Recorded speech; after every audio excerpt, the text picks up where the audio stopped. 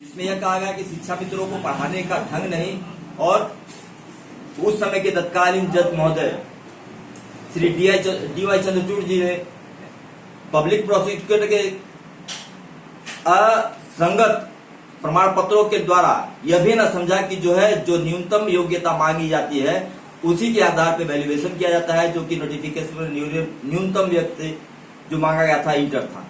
सभी शिक्षा मित्रों ने अपने इंटर के सर्टिफिकेट लगाए थे, लेकिन हमारे जज महोदय को इतना नहीं पता था कि जब बीटीसी कराया जाता है तो आप ही कभी शिक्षा विभाग का एनसीटी यह जिम्मेदारी लेता है कि वह व्यक्ति बीए पास है तभी वह बीटीसी कर सकता है।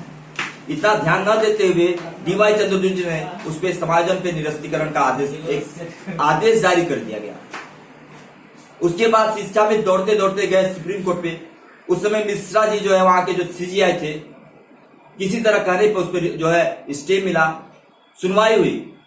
मिश्रा जी से यह कहा गया कि आप तो पद छोड़ दीजिए या ऐसी डेट दीजिए कि आप रिटायर हो जाए, क्योंकि उन्होंने एक प्रश्न पब्लिक प्रोसिक्यूटर से पूछा था, क्या एक दो को पढ़ाने के लिए पीएचडी धारी चाहिए क्या आपको?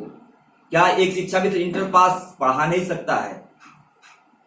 उनके रिटायर होने पे रंजन गोगोई जी आए और शिक्षा मित्रों का जो सुनवाई हुआ, रंजन गोगोई जी ने एक आदेश दिया जो पूर्ण तर्कसंगत था कि जितने भी नियुक्त कर दिए गए हैं, चाहे वो बीएड हो, बीटीसी हो, चाहे शिक्षा मित्र हो, उनको छेड़ा नहीं जाएगा और जो योग्यताधारी है वो समाहित रहेंगे और जो योग्यताधारी नहीं है उन्हें 4 वर्ष का समय दिया जाएगा। लेकिन 25 जुलाई 2017 को जब यह आदेश सुनाया गया, टीवी पे भी वहां की समायोजन बरकरार दिया 4 साल का समय।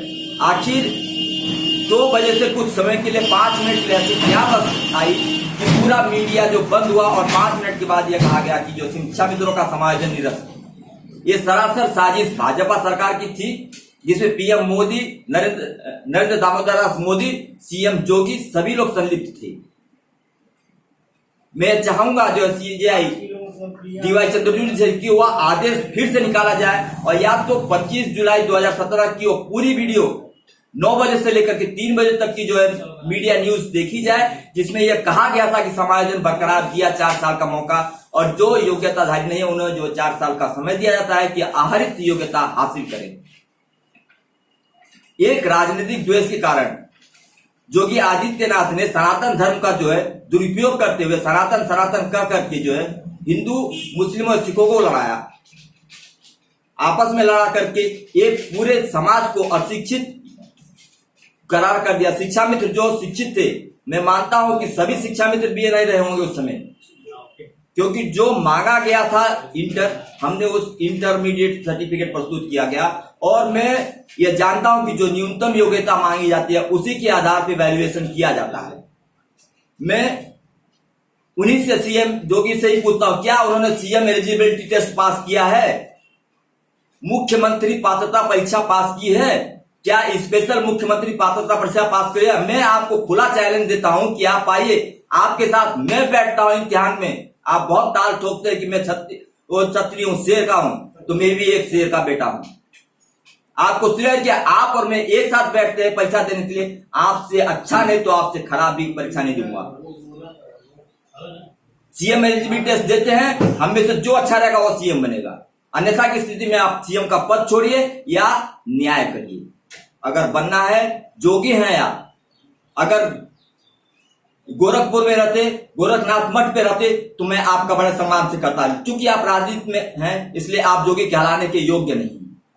आप मुझे कहते हैं कि मैं योग्य नहीं, मैं कई योगी पैदा कर सकता क्योंकि मैं एक अध्यापक हूं, शिक्षा मित्र हूं। चाहे मैं हूं, मैं से मतलब मैं नहीं, पूरा शिक्षक चाहे किसी भी वर्ग का, किसी से भी समुदाय का हो, वह पैदा कर सकता है सैकड़ों योगी, लेकिन एक योगी के पास में ताकत नहीं है कि वह एक शिक्षा मित्र है, ये किसी को पैदा कर सके। इसलिए मैं पूरे भारतवर्ष से ये निवेदन करता हूं, पूरे संविदा कर्मियों से निवेदन करता हूं कि साथ आए, क्योंकि मैं जानता हूं कि ये वीडियो वायरल होते ही भाजपा में एक तहलका मचेगा और वो मुझे जान से मरवाने की कोशिश करे। अगर मेरी जान जाती है तो पूर्ण जिम्मेदारी योगी आदित्यनाथ की, पीएम नरेंद्र दामोदर दास मोदी की, इलेक्शन कमिश्नर ऑफ इंडिया की और सीजीआई, यहां तक कि मैं यह कहता हूं कि सीजीआई चंद्रचूड़ की भी होगी।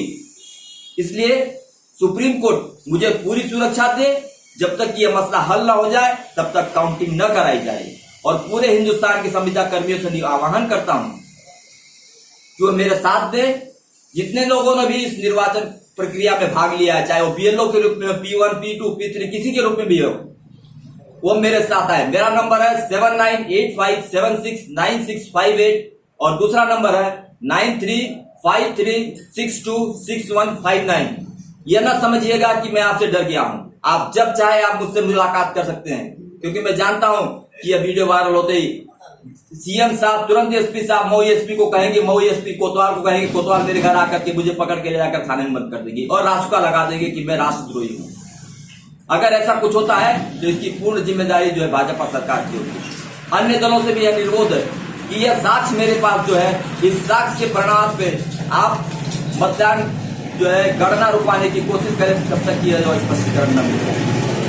यह स्पष्ट रूप से देख लीजिए भाई साहब, मुझे पीठासीन अधिकारी, एक शिक्षा मित्र पीठासीन अधिकारी बना हुआ है, कैसे मैं योग्य हो गया?